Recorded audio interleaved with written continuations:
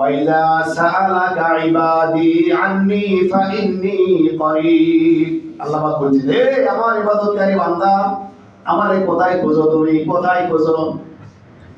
আমি মসজিদের ভিতরে দুইজন মুসল্লি পাশাপাশি দাঁড়াইয়া তারা কেরাত পড়ে, যোহরের নামাজের সুন্নতে কেরাত পড়ে, আসরের নামাজের সুন্নতে কেরাত পড়ে, মাগরিবের নামাজের সুন্নতে কেরাত পড়ে, বিতিরের নামাজ একাকী পড়ে। একই মায়ের দুইটা সন্তান যদি এক জায়গায় দাঁড়ায় নামাজ পড়ে, একজনের আওয়াজ আরেকজন শোনা যায় না।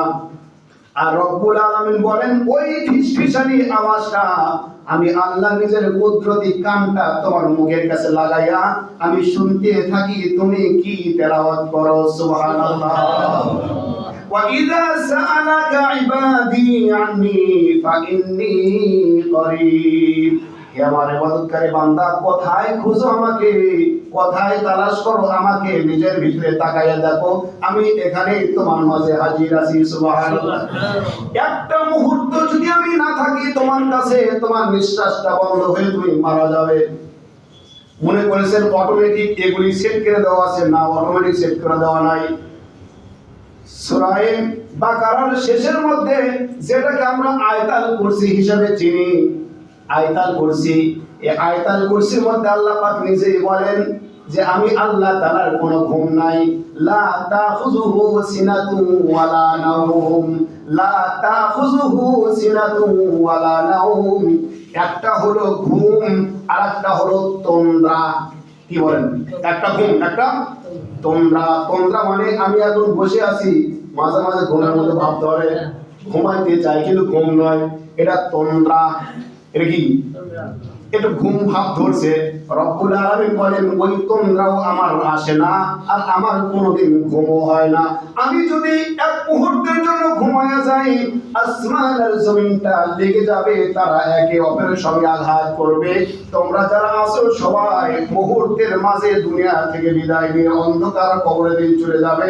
এই জন্য আমি আল্লাহ রব্বুল আলামিন ঘুমাই না। বলেন সুবহানাল্লাহ। ওই সূরার মধ্যে আয়াতুল কুরসির মধ্যে আল্লাহ রাব্বুল আলামিন বলেন, হে বান্দা তুমি কি জানো? একটু ভাবো, আমি আল্লাহ কত বড় তুমি জানো? ওই যে আযানের মধ্যে আল্লাহু আকবার, আল্লাহু আকবার বলা হয় কেন? আমরা বলি আল্লাহু আকবার মানে আল্লাহ বড়। আল্লাহ কার চাইতে বড়? আল্লাহ তামাম পৃথিবীর চাইতে বড়, আল্লাহ আসমানের চাইতে বড়। ওই বড় আল্লাহর ইবাদত আমরা যেখানে করি, আমার মাওলা সেখানে উপস্থিত। বলেন সুবহানাল্লাহ। আল্লাহ রাব্বুল আলামিন স্পষ্ট বলেন, আমি যে চেয়ারে বসি, যে চেয়ারে, আল্লাহ পাক বলেন আমি যে চেয়ারে বসি, এই চেয়ারটা কত বড় বান্দা তুমি জানো? ওয়াসিয়া কুরসিয়ুহুস সামাওয়াতি ওয়াল আরদ। ওয়াসিয়া কুরসিয়ুন মানে হলো চেয়ার, কুরসিয়া মানে কি? কুরসিয়ুন মানে চেয়ার। ওয়াসিয়া আয়াতুল কুরসির মধ্যে দেখবেন বাংলা অর্থ, ওয়াসিয়া কুরসিয়ুহুস সামাওয়াতি ওয়াল আরদ। সামা মানে আসমান, আরদ মানে জমিন। আল্লাহ পাক বলেন আমি যে সিংহাসনে বসি, আমি যে চেয়ারে বসি বান্দা তুমি জানো এই চেয়ারটা কত বড়? এই চেয়ারটা আসমান আর জমিনের চাইতে অনেক বড়। সুবহানাল্লাহ। এই সুবহানাল্লাহ। বলেন তো ডিম বড় না মুরগি বড়? ডিম মুরগি বড়। একটা মুরগির পেটের মধ্যে অনেকগুলো ডিম নিয়ে মা মুরগি কুসে বসে। আল্লাহ পাক বলেন আমার চেয়ারটা এত বড়, মা মুরগি যেমন ডিমগুলোকে পেটের মধ্যে নেয়, তো আমি আল্লাহ তাআলার চেয়ারটা হলো আসমান আর জমিনকে আমার চেয়ারের পেটের মধ্যে আমি আল্লাহ রেখে দিয়েছি। এত বড় ডিমের আর মুরগির যেমন উদাহরণ, চেয়ার আর দুনিয়ার উদাহরণ ঠিক তেমনই।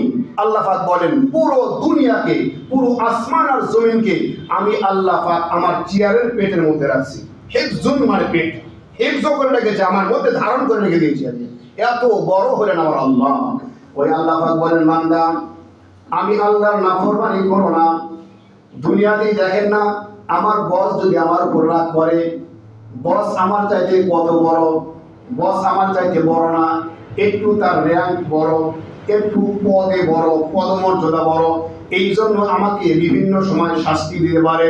এই জন্য বসের কথা আমি অমান্য করি না। আল্লাহ পাক বলেন আমার হুকুম যদি অমান্য করো তাহলে আমি আল্লাহর ধরা কিন্তু কঠিন এবং শক্ত ধরা। ইন্না আযাবি লাশাদীদ, আমি আল্লাহ যদি ধরি আমি কিন্তু ছাড় দেই না। আমি কিন্তু সাথ দেই না, তবে সুযোগ দেই, সুযোগ দেই। আমি আল্লাহ তোমাকে সুযোগ দিলাম, তুমি রাত্রে চুরি করো, রাত্রে গুনাহ করো, আমি আল্লাহ সুযোগ দিয়েছি। আমি আল্লাহ চাইলে মুহূর্তের মাঝে তোমার হাতটা প্যারালাইজ করে দিতে পারি, কিন্তু তা করি না।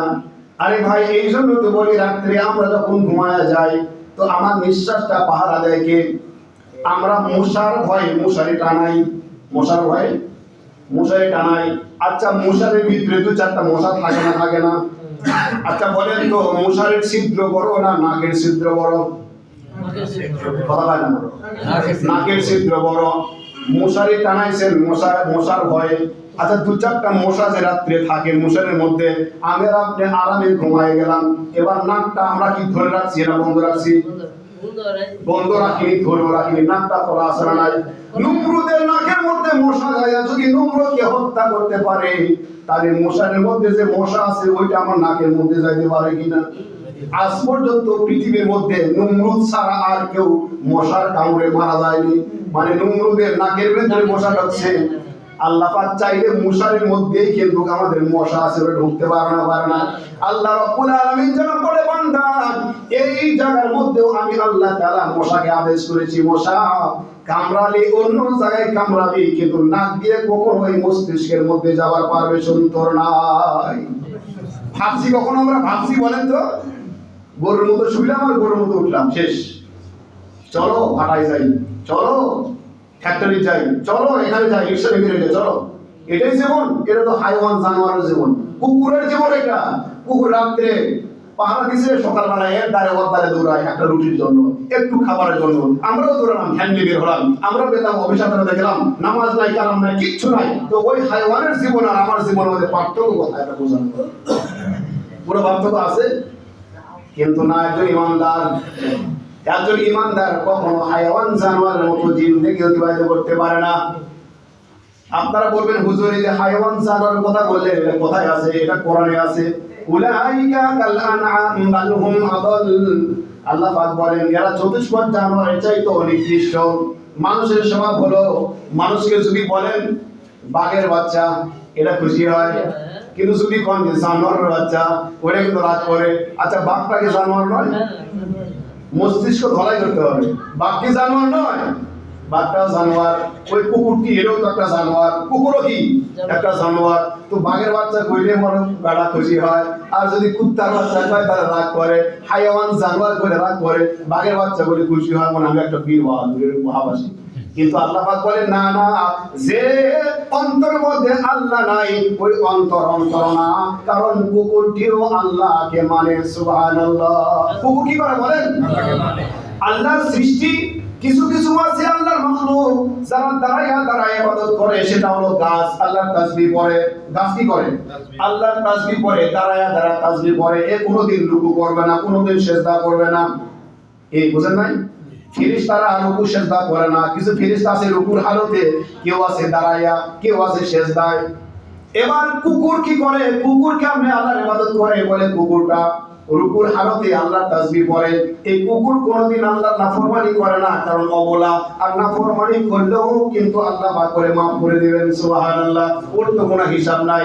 এবার এমন একটা মাখলুক আল্লাহ বানাইছেন, যে দাঁড়ায়া ইবাদত করবে, যে রুকু করবে, যে বসে নামাজ পড়বে, যে শুয়ে জিকির করবে, যে দাঁড়াতে পারবে, যে রুকু করতে পারবে, যে সিজদা করতে পারবে, এমন একটা মাখলুক আমার আল্লাহর চাই। এই জন্য আল্লাহ কুদরতি ভাবে আল্লাহ তাআলা নিজের কুদরতি হাত দিয়া টিপা আদমকে বানাইছেন। সুবহানাল্লাহ। জাহান্নামে দেওয়ার জন্য নয়। চারটা জিনিসের কসম করে আল্লাহ বলেন, আমি মানুষকে বানাইছি সুন্দর করে। আমরা জানি আসমান সুন্দর, আমরা জানি জমিন সুন্দর, আমরা জানি চন্দ্র সূর্য সুন্দর, আমরা জানি সূর্য সুন্দর, কিন্তু ওই যে তারকা বলে তোমরা আমাকে সুন্দর বলো, কিন্তু আমি যে সুন্দর না। আর আমি সুন্দর হলেও কোনো প্রমাণ নাই। আমি যে সুন্দর তার প্রমাণ আছে? বলে প্রমাণ নাই। ওই চন্দ্র বলবে না এত সুন্দর, কিন্তু না, চন্দ্রকে যদি আপনি প্রশ্ন করেন, হে চন্দ্র তুমি অনেক সুন্দর, এবার চন্দ্র বলবে একটা প্রমাণ দেখাও আমি সুন্দর। কোনো প্রমাণ নাই। আপনি যদি গোলাপ ফুলকে বলেন, গোলাপ ফুল তুমি কতই না সুন্দর, তোমাকে দেখে মানুষ মুগ্ধ হয়ে যায়, কি সুন্দর আনন্দ পায় মানুষ। এবার গোলাপ ফুলকে যদি আপনি প্রশ্ন করেন তো গোলাপ ফুল হয়তো আপনাকে উত্তর দেবে আমি যে সুন্দর, কোথায় লেখা আছে বলো। এবার মানুষ যে সুন্দর, এটা সূরা ৩ এর মধ্যে আল্লাহ রাব্বুল আলামিন চারটা জিনিসের কসম করে বলেছেন মানুষ সুন্দর। ওয়াতিন ওয়াজাইতুন ওয়া তুরি সিনিন ওয়া হাযাল বালাদিল আমিন, এই চারটা জিনিসের কসম। ওয়াতিন মানে তিন ফলের কসম। আমরা অনেকে তিন ফল খাই না, এখন দেখি নাই কোনোদিন, তবে আমি খাইছি আলহামদুলিল্লাহ। হ্যাঁ, আমরা যে এলাকায় বুঝছিলাম আল্লাহ কোন একজন বান্দা হাদিয়া দিয়েছে তিন ফল, সুবহানাল্লাহ। খাইলাম তিন ফল, খুব স্বাদ, ভালোই মিষ্টি। তো তিন ওয়া জাইতুন, জাইতুন একটা ফল, এটারও কসম করলেন।